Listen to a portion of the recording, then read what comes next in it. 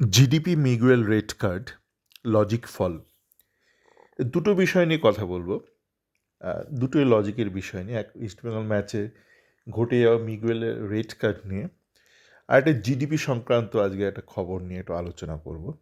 আজকে দিনের শেষে দেখছিলাম আমার আগের অডিওতে একজন লিখেছে যে ইস্টবেঙ্গল ম্যাচ নিয়ে কিছু বলতে, তো আমি খুব বেশি বলবো না, অল্পই আলোচনা করব। একটা লজিকের বিষয়ে আলোচনা করব মূলত। তো তার আগে আরও একটা লজিকের বিষয়ে আলোচনা করি। তো আজকে দেখছিলাম, গতকাল থেকে দেখছিলাম যে একটা জিডিপির যে একটা স্ট্যাটিস্টিক্যাল একটা এলিমেন্ট আছে, সেইটার ফল করেছে। ভারতের জিডিপি 4 থেকে 6 হয়েছে, তো সেইটা নিয়ে অনেকে হইচই করছে, যেটা সোজা বাংলায় ট্রোলিং বলা যায়। এবং কারা করছে? অবশ্যই যারা বিজেপি বিপক্ষে, তারাই বিজেপিকে ট্রোলিং করছে যে জিডিপি তো সূচকটা পড়ে গেল 4 থেকে 6। তো এখান থেকে এটা বোঝা যায় যে একটা সামগ্রিকভাবে ভারতের মানুষের মধ্যে একটা লজিক্যাল সেন্সটা খুব কম আছে, মানে সব পক্ষের মধ্যেই কম আছে। যারা সরকার পক্ষ বা যারা সরকার বিরোধী, দুজনের মধ্যেই কম আছে। প্রথমত, জিডিপি দেখে আপনি কিছুই বুঝতে পারবেন না একটা দেশের ফাইন্যান্সিয়াল হেলথ কীরকম। মানে প্রচুর দেশ আছে যাদের জিডিপি ভারতের থেকে অনেক কম, যেখানে মধ্যবিত্ত, নিম্নবিত্ত, গরিব ভারতের থেকে অনেক ভালো আছে। তার মানে জিডিপিটা কিন্তু ঠিকঠাক নির্ধারণ করছে না, বা জিডিপি থেকে আপনি বুঝতে পারবেন না একটা দেশে সামগ্রিক মানে স্বাস্থ্যটা কেমন, অর্থনৈতিক স্বাস্থ্যটা কীরকম। তার কারণ হচ্ছে ভারতের ক্ষেত্রে যেখানে বেশ কিছু বড় বড় ধনী ব্যক্তি রয়েছে, ধনী ব্যবসায়ী, তাদের যে ধন সম্পত্তি রয়েছে সেইটাই জিডিপি ওই নাম্বারের মধ্যে ঢুকে যায়, প্যারামিটারের মধ্যে ঢুকে যায়। তো সেই জন্যে অনেকে জিডিপি পার ক্যাপিটা নিয়ে বেশি আলোচনা করে, যেই ক্যালকুলেশনটার মধ্যে অনেকটা এই সাধারণ মানুষের যে অর্থনৈতিক ক্ষমতা সেইটা মোটামুটি একটা আন্দাজ করা যায়। এবং সেখানে দেখবেন ভারতের অবস্থা জিম্বাবুয়েরও নিচে এই মুহূর্তে, যে জিম্বাবুয়ে বলে যে দেশটা আছে আফ্রিকা, তারও নিচে, বেশ অনেক নিচে ভারত আফ্রিকা দেশগুলো কাছাকাছি। এবং সেইটা মোটামুটি সঠিক, কিন্তু একটা ইন্ডিকেশন ভারতের সামগ্রিক যেটা হেলথ স্ট্যাটাস। তো প্রশ্ন সেটা নিয়ে নয়, প্রশ্ন হচ্ছে যে যারা বিরোধী পক্ষ, যারা অ্যান্টাই বিজেপি বা বিজেপি বিরোধী, তারা দেখলাম যে ট্রোলিংটা করছে 4 থেকে 6 হয়ে গেল। আপনি যে কোনো যখন একটা কাজ করবেন, ধরুন কারণ নিন্দে করবেন বা প্রতিবাদ করবেন, তার পেছনে একটা লজিক থাকা দরকার। আপনি এই যে হ্যাটা করছেন 4 থেকে 6 হয়ে গেল, তার মানে কিন্তু আপনি প্রক্ষান্তরে বলছেন হ্যাঁ জিডিপি বিষয়টাকে আমি মেনে নিচ্ছি। আপনি যদি জিডিপি বিষয়টাকে নস্যাৎ করে দেন, তাহলে তার ওঠা বা নামাতে কী এসে যায়? ব্যাপারটা তো এরকম, ধরুন এরকম একটা কি একটা হরিণ নাকি একজনের বাংলার হিরো, সে কিছুদিন আগে একটা দ্বিতীয় একটা বিয়ে করলো, তাই তো একটা অবৈধ বিয়ে করলো। তো তার প্রথম পক্ষের স্ত্রী তো বলেই দিল যে এই বিয়েটা অবৈধ, কারণ এখনও তাদের মধ্যে লিগালি একটা বিবাহ বিচ্ছেদ বিচ্ছেদ ঘটেনি। এইবার ধরুন একটা খবর বেরোলো যে সে হরিণ নাকি সে তার সোকল্ড দ্বিতীয় বউয়ের সাথে একটা বাজে ব্যবহার করেছে। এবং তখন যদি কেউ একটা পোস্ট লেখে বা সে লিগ্যাল ওয়াইফ যদি লেখে এই তো হরিণ তার বউয়ের সাথে খারাপ ব্যবহার করলো, বলে হাসাহাসি করলো, ধরুন ধরুন যদি, তার মানে কি সে মেনে নিল যে তার দ্বিতীয় বিয়েটা তাহলে লিগ্যাল।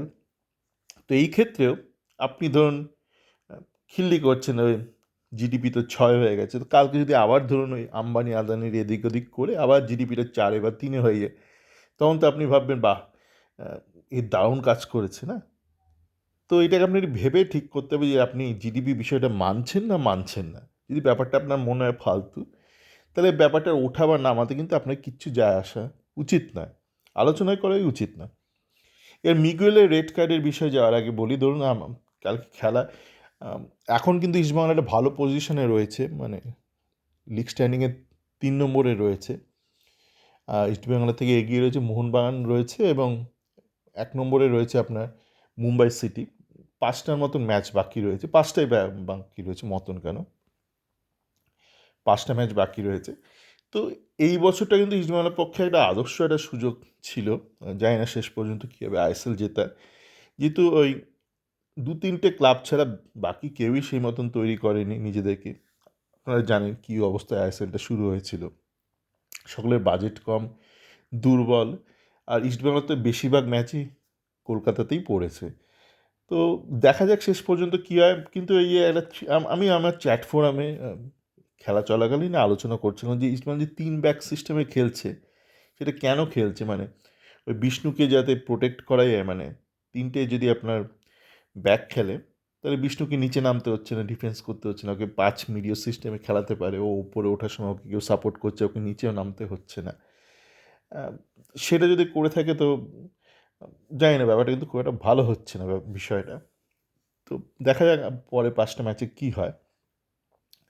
আর ম্যাচ নিয়ে তো আপনারা দেখেছেন অনেকে অনেক আলোচনা করেছে, আর আমি প্রত্যেকটা ম্যাচ সংক্রান্ত আলোচনা ওই ওই অর্থে করি না। ওই যতটুকু আলোচনা হয় এই চ্যাট ফোরামে করি, অডিওগুলো ধরুন কোনো একটা বিষয় নিয়ে একটু বিশদে আলোচনা করতে হবে তখনই করি। এরকম যে প্রত্যেকটা ম্যাচ পর একটা অডিও, এই অডিও যে আমি আপলোডগুলো করি এইগুলো কিন্তু ওই জাস্ট এই অডিও ওইভাবে আপলোড করা যায় না আমার টুইটার চ্যাট ফোরামে, সেই জন্যই করা। এরকম না যেটা একটা স্বতন্ত্র কোনো ইউটিউব চ্যানেল, সেই অর্থে কিন্তু নয়। ওই মূলত অডিওগুলো ওখানে শেয়ার করার জন্য এখানে আমি শেয়ার করি। এবং যেটা বলছিলাম যে মিগুয়েলের রেড কার্ড, তো মিগুয়েলের যখন ওই ঘটনাটা ঘটলো, আমি তো দেখছিলাম ফ্যান কোডে দেখছিলাম ইউটিউব চ্যানেলে, তো পরিষ্কার করে ওরা ভিজুয়ালসটা প্রাথমিকভাবে দেখায়নি। তারপর ম্যাচ শেষে যেটা দেখলাম একটা হাত চালালো, মানে মিগুয়েল। কিন্তু পরবর্তীকালে দেখলাম যখন বিভিন্ন খবরের কাগজগুলো দেখছিলাম যে প্লাস যেগুলো মানে ইস্টবেঙ্গল কোচ দাবি দাওয়া করেছে যে আম, মিগুয়েলের সাথে আশিক কুরুনিয়ানে কিছু একটা হয়েছে, তো মিগুয়েল ওর গলা টিপতে গিয়েছিল, যেটা আমাদের লালটু বাবু কিন্তু একটা করে একটা ওই ব্লগ পোস্ট করেছেন ওনার ইউটিউব চ্যানেলে, নাকি গলা টিপতে গিয়েছিল। তারপর আমাদের কোচ অস্কার বললেন যে মিগুয়েলকে নাকি গিয়ে বলা হয়েছিল, তাই নাকি মিগুয়েল রেখে গিয়ে ওদের বেঞ্চে কাউকে মারতে গিয়েছিল। তো জানি না ঠিক কী হয়েছিল, দুটো বিষয় নিয়ে শুধু কথা বলবো, দুটো লজিক্যাল বিষয়। প্রথমত হলো যে এই ঘটনাটা অনেকে বলছেন যে হলুদ কার্ড হলে ভালো হতো। দেখুন এই ঘটনাটা হয় কোনো কার্ড হবে না, না তো লাল কার্ড হবে, মানে মাঝারি কিছু হতে পারে না, কারণ এটা একদম অফ দ্য বল ইভেন্ট ঘটেছে, মানে বল খেলা থেমে যাওয়ার পর ঘটেছে। তো সেই ঘটনাটা হয় রেফারিকে পুরোপুরি ইগনোর করতে হবে, মানে ভুলে যেতে হবে বা এড়িয়ে যেতে হবে। আর যদি না এড়ায় তাহলে কিন্তু এটা রেড কার্ড। এই ধরনের ঘটনা, ঠিক আছে, মানে অফ দ্য বল ইনসিডেন্ট, কেউ কারো গলা টিপতে যাচ্ছে, আমি জানি না আদৌ ঘটেছে কি না, কিন্তু লালটু বললো গলা টিপতে গেছে, আবার কোচ অস্কার নিজে বললো যে ওকে গিয়ে বলেছে বলে ওকে পাল্টা মেরেছে, এই ধরনের ঘটনা। তো গিয়ে বলেছে, দরকার হলে সেটা প্রমাণিত হলে সে ব্যক্তি লাল কার্ড খাবে, আলাদা তার শাস্তি হবে। কিন্তু সেটা শুনে মিগুয়েল যদি কারো গলা টিপতে যায় বা কাউকে আঘাত করে শারীরিকভাবে, তাহলেও সেটা লাল কার্ড। এবং মাঠ থেকে বেরিয়ে আসার সময় মিগুয়েল যেটা করলো, একটা বলটা লাথি মারলো ডাইরেক্ট বেঞ্চের দিকে, তার ফলে এখন যদি ওর রেড কার্ড সাসপেনশনটা বাড়িয়েও দেয়, যদি 2টো ম্যাচের পরিবর্তে এটা এখন 3-4টে ম্যাচ হয়ে যায়, তাহলে কিন্তু ব্যাপারটা খুব দুর্ভাগ্যজনক হবে। এবং সেটা যদি ঘটে তো সেক্ষেত্রে দুজন দায়ী থাকবে, এক হচ্ছে মিগুয়েল দায়ী থাকবে, আর এক হচ্ছে আমাদের কোচ এ দায়ী থাকবে, কোচ বা ম্যানেজার। সাধারণত কী হয় আমরা দেখি যে একটা বাচ্চাকে যখন বকে বাড়ির লোক, হয় বাবা যদি রাগ খুব রাগ প্রদর্শন করে তো মা ঠান্ডা থাকে, মা রাগলে বাবা ঠান্ডা থাকে। তো এখানে দেখলাম কোচ, অ্যাসিস্ট্যান্ট কোচ, বেঞ্চ সবাই মারপিট করতে উদ্ধত হয়েছে। তো এখানে অবশ্যই একটা পরিকল্পনার অভাব রয়েছে, মানে কোচ নিজে মারপিট করতে চলে যাচ্ছে, তার অ্যাসিস্ট্যান্টও মারপিট করতে চলে যাচ্ছে, সব জায়গায় একটা ব্যালেন্স থাকা দরকার। যা কোনো কোচ যদি মনে করে যে সে বদরাগী, সে তার নিজের রাগের ওপর কন্ট্রোল নেই, তাহলে তার এমন কাউকে রাখা উচিত বেঞ্চে, ম্যানেজার হিসেবে, সহকারী হিসেবে, কোচ হিসেবে, যার মাথাটা একটু ঠান্ডা। এইসব সময় যখন এই ঘটনা ঘটে সে মাথা ঠান্ডা রেখে এগুলো ম্যানেজ করবে। এই যে মিগুয়েল যখন বেরিয়ে যাচ্ছিল, তখন যদি ওকে ঠান্ডা মাথায় বার করে নিয়ে আসা হতো, তাহলে মিগুয়েল এই বলটা লাথি মারতো না ওইভাবে বিপক্ষ বেঞ্চের দিকে। ওটা খুব দৃষ্টিকটু ঘটনা ঘটিয়েছে মিগুয়েল। আগের ঘটনাগুলো দেখায়নি, কিন্তু এটা তো পরিষ্কার সবাই আমরা দেখতে পেয়েছি। এই যে বলটা লাথি মারলো ডাইরেক্ট, রিজার্ভ বেঞ্চের লোক বসেছিল তাদের গায়ে ডাইরেক্ট বলটা লাথি মারলো। তো এর ফলে যেমন ডাইরেক্ট রেড কার্ড সাধারণত 2টো ম্যাচ সাসপেনশন হয়। এখন এটা যদি 4-5টা ম্যাচ করে দেয়, কিছু করার নেই। 4-5টা ম্যাচ হয়ে গেলে তো মিগুয়েল আউট অফ আইএসএল হয়ে গেল, যেখানে মাত্র 5টা ম্যাচ বাকি রয়েছে। তো এই ধরনের কাজগুলো যে হলো সেগুলো কাম্য নয়।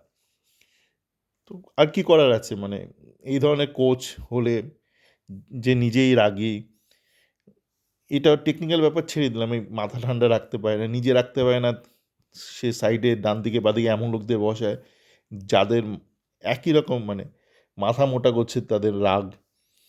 তো তার ফলস্বরূপ টিম ভোগে। তো এইটা নিয়ে অনেকেই আলোচনা করেছে, আমি আলোচনা আলাদা করে করতাম না। আমি শুধু এই বিষয়টা বলার জন্য বললাম যে হয় এটা রেড কার্ড, নয়তো কোনো কার্ড নয়, হলুদ কার্ড হতে পারে না। মানে খেলা থেমে গেছে তখন মিগুয়েল যদি কাউকে আঘাত করে থাকে তাহলে ডাইরেক্ট রেড কার্ড। আর যদি সেটা রেফারি ভাবে না ঠিক আছে ইগনোর করবো, তাহলে কোনো কার্ড না। কিন্তু যেমন বক্সের মধ্যে ধরুন কেউ কাউকে ফাউল করলো, ওটা হলুদ কার্ড হতে পারে না, হয় ইগনোর করতে হবে, না তো রেড কার্ড। সবাই ভালো থাকবেন।